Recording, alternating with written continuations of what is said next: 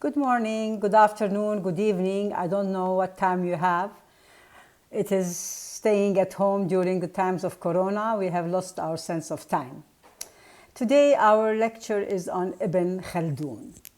The readings for Ibn Khaldun come from the syllabus, and they are in two parts. One of them is on the rise and fall of dynasties, and the second part is a letter that is written from a father to his son on how to be a good ruler. So something that we can compare with Machiavelli.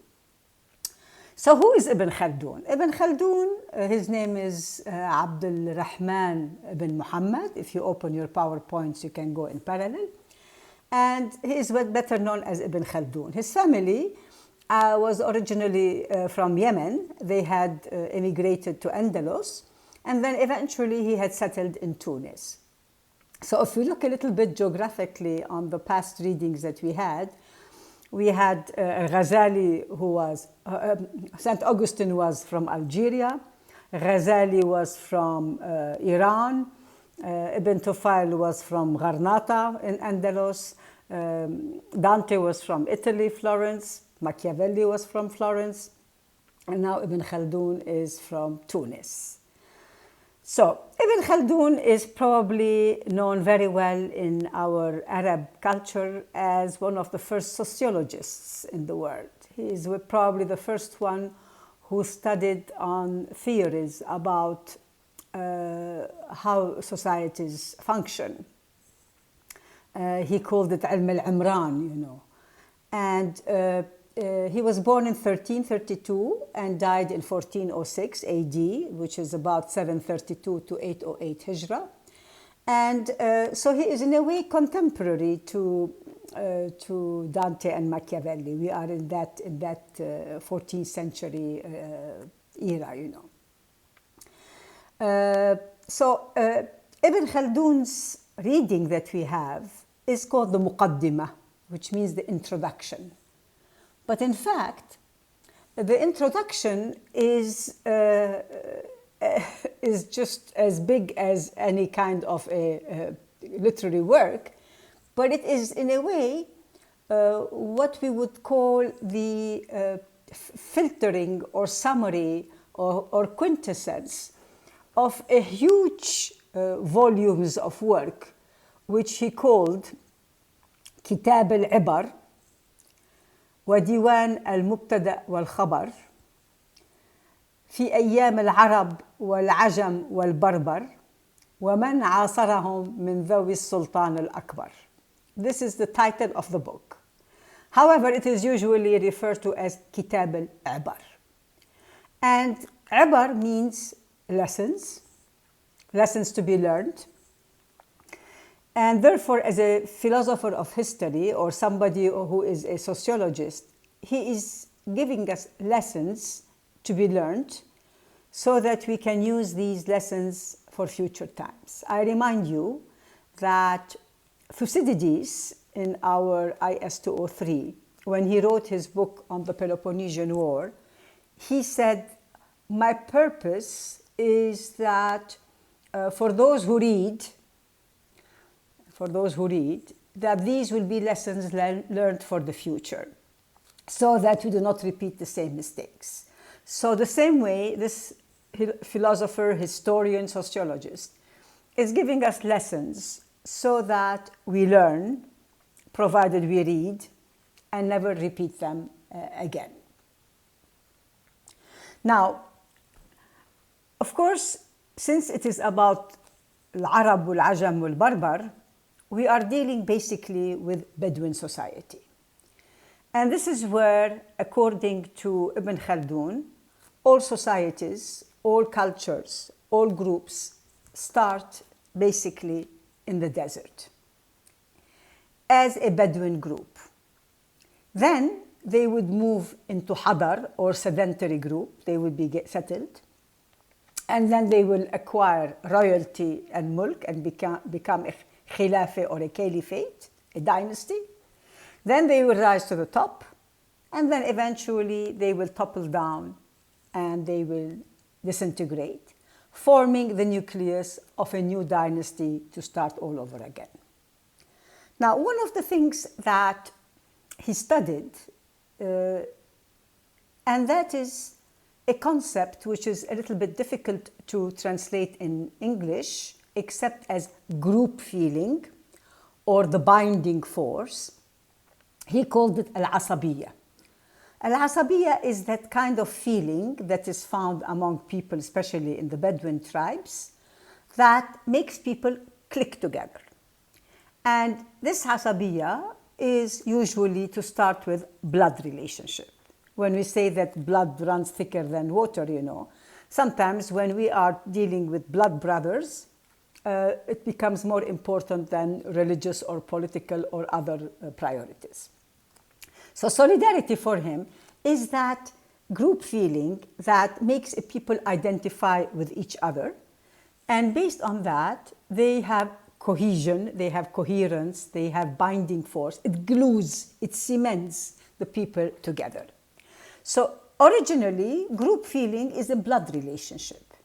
But eventually, group feeling could become other things. For instance, we can have group feeling today based on culture, religion, geography, in modern times even income per capita, maybe alma mater, maybe alumni. All of these make some kind of groups to cling together. And therefore, all of these solidarities or asabiyas are usually to be taken into consideration if we want to study why people click together or cling together. Now, basically, if we look at his text, he says that the desert is the reservoir of all civilizations because the Bedouins start there. So he starts basically analyzing what is the character of a Bedouin group. Of course, in a Bedouin culture, the people are rough, tough, savage, but at heart they are good, he says. They are basically good at heart because they are closer to nature, they are not contaminated by luxury, and the relationships are very close. In fact, he says when you are in the desert and you want to meet Sheikh al-Qabili or the head of the tribe, all you do is open the tent and say, Hayyak Allah, greetings to you, and you go in. But eventually the same head of the Qabili, the same head of the tribe, when he becomes a king and lives in the city, we will have one porter after the other and one filter after the other before you are even allowed to take an appointment. So the closeness disappears as we go away from the desert culture. He also talks about that as long as we are in the nature, we are closer also to simplicity and to necessity. And as he will analyze later, one of the greatest problems that, in fact, affect our character is luxury. Luxury and tranquility. The moment we are in a time of war, we are on our guard, so our reflexes are strong. But when we put down our arms, we are relaxed, and therefore we become lax, and then things can go wrong. Okay. So, as we start with this Bedouin tribe, what is the scenario? What is he telling us? He says, in every group, there should be eventually the rise of a leadership. Now, how does this leader come into being? Either this person is strong enough to impose his character, or he is the oldest one, or sometimes he is the one who is probably the one who kills the one before, as we have seen with Machiavelli, and takes over. But eventually, it will rise to an authority, which he calls al-mulk. All asabiyya eventually leads to a mulk, leads to an authority. Now, this royal authority, once it becomes in control, suppose that one of the sometimes it also happens with mubay'a in the Arab cultures. It means we all vote together to elect somebody.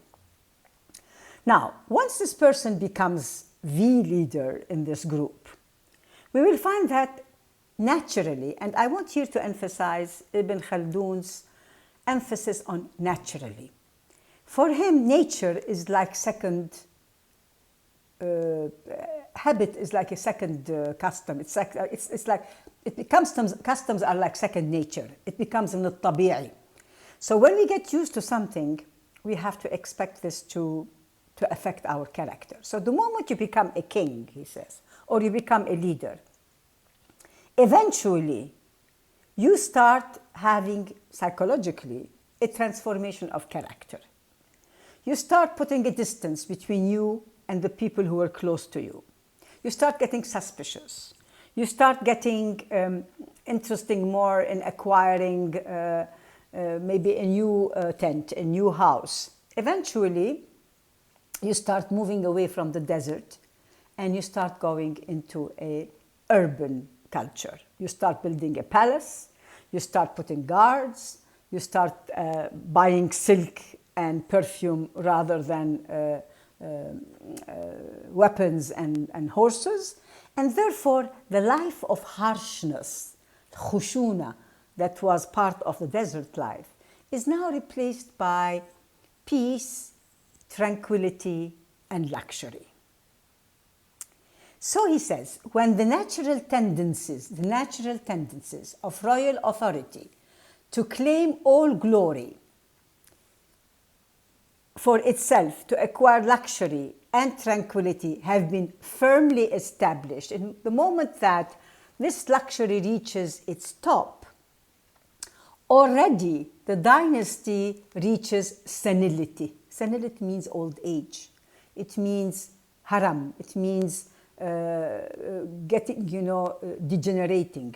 So already with Aristotle's background of potential and actual, potentially when you are at the top of your dynasty, actually when you are on the top of your dynasty, potentially you have planted the seeds of your downfall. So what is going to happen? Once you acquire this luxury and you go for peace because you say, why should I go to war? I'm now friendly with everybody.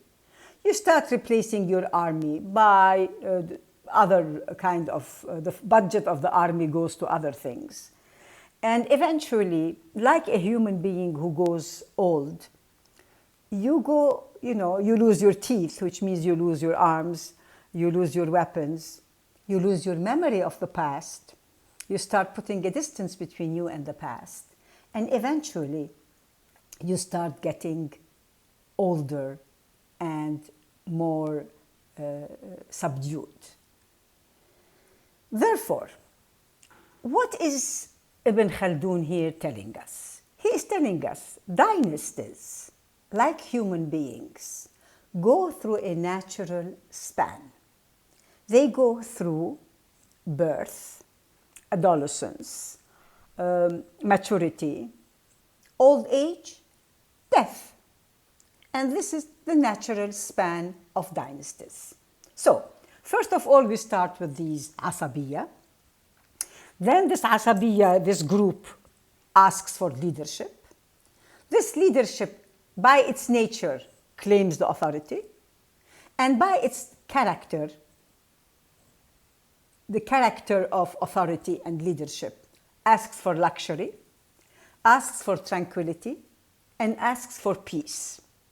And by doing that, it starts getting old and it loses its clothes, And as this is a result, eventually dynasties collapse.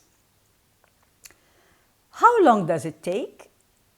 For Ibn Khaldun, this goes through 3 generations, each generation being around 40 years, or it can be through 3 phases. The first phase, or the first generation, is this person who was in the desert and now who moves to the urban city. He still has the desert qualities. He still has these qualities of courage and roughness and good-heartedness. And the group feeling is still very strong. The family is still clinging together. The second generation goes from desert to sedentary, and from privation, it means from necessity to luxury, and the group feeling diminishes. This is the stage, usually, maybe of the second generation. In other words, the father comes very much with his feet in the desert. The son is half desert, half urban. And the third generation completely forgets the desert life, and the luxury reaches its peak, and group feeling totally disappears. Now, these three phases are very interesting if we compare them in modern times to a business, family business. You know, the father starts a business from scratch. The son comes, he helps his father a little bit in the business, but he has his eyes somewhere else. The grandchild comes, who's totally uninterested in his grandfather's business. He thinks this is not what he wants to do. And by the fourth generation, the business collapses. We also find a little bit of similarity with people who immigrate. Think a little bit about a family who goes from Lebanon to Australia. The first generation is still very Lebanese. They eat kibbeh and listen to Fairuz and dance dabke and have their house full of, Lebanese carpets and so forth. The second generation, the son goes to the Australian schools. He comes home, speaks English. His father tells him speak Arabic. He says, okay, yani. He still loves kibbeh and he still loves manaish and so forth, but he's a little bit international. The third generation gradually starts losing contact with the homeland. It becomes purely native, Australian, and eventually the ties with the fatherland are lost. And sometimes if you ask them, maybe sometimes the names are changed, maybe sometimes even if you ask them, are you Lebanese? He would say, I am originally Lebanese, but my mother's family was born in Australia or something like that. So it's interesting that Ibn Khaldun's analysis of the rise and fall of dynasties, if we study the pattern of what is happening, we find that it is applicable today in a number of other disciplines as well. Now, in one of the texts, Ibn Khaldun analyzes also what is, okay, he says, if, like a natural human being, if you have no diseases, if nothing happens to you, you are still going to be born, to get adolescent, to get adult, to get old and die. This is the natural process. But sometimes you die younger because you get corona, or you get a bomb on your head, or something happens. So what is it that could accelerate the regular tempo of a dynasty? And then he gives here a very beautiful story, and I would like to analyze this with you. It's called the allegory of the two owls. The title is Injustice is the Cause of the Fall of Civilizations. So Ibn Khaldun here says, when a ruler is unjust, this is the blow that accelerates the fall of a dynasty. So the allegory, if we analyze it together in class, it's about a male owl who wants to get married to a female owl. So it's an allegory, it's a story that they are telling the wazir, is telling the ruler the story. And the male owl asks the female owl, what would you like to have as a dowry, as a muqaddam and muakhar for your wedding? She says, if this ruler continues to rule, I would like to have villages that are completely destroyed. And he tells her, if this ruler continues, I'll give you 1,000 villages. So this was told to the prince, to the ruler, to make him understand there's something wrong with your rule. And what is it that Ibn Khaldun wanted to say? Basically, when a ruler attacks the property of the people, and here I'd like you to compare with Machiavelli's attack on property. If the ruler attacks the property of the people leave their lands. he takes the lands and gives them to the nobility, to his buddies. The nobility don't pay taxes, the nobility don't pay money, and are not even interested in planting or doing anything. The people who live on this go out. The others who own the new lands now are not interested. So if there is no more produce from the land, the income of the land is no more coming to the treasury. The prince starts to increase the taxes so that he wants to have money. Again, he finds that there is nothing, so the taxes are rising, but there is no money coming. Finally, he realizes that I am in peace and there is no war. Why do I need an army? And therefore, he starts reducing the expense and the budget of the army. Why should I give them uniforms? Why should I give them boots? Why should I give them horses? Why should I give them sources? And therefore, with this extra budget that he takes and spends on his friends, and we find that the first thing that happens in a country is that a country loses its borders because they are attacked by enemies. Once the army is weak, you lose first your borders. Of course, the ruler, the Khalifa in the center of the city, in the capital, doesn't know what's happening at the borders because the ministers don't want to upset him, so they never tell him. By the time he realizes the truth, it is too late. And from then on, civilizations collapse. So he goes to say that injustice is one of the catalysts, one of the things that accelerates the fall of a dynasty. How does he explain this injustice? Injustice, as he quotes from Quranic verses and from his statements, justice is defined as preservation of religion. You don't attack the religion of anybody. You don't attack the life of anybody, the soul. You don't attack the intellect and tell them to think elsewhere. You don't affect the progeny, the children, and you don't affect the property. If these five are respected, religion, life, intellect, children, property, then injustice can be avoided. Any attack on these causes injustice.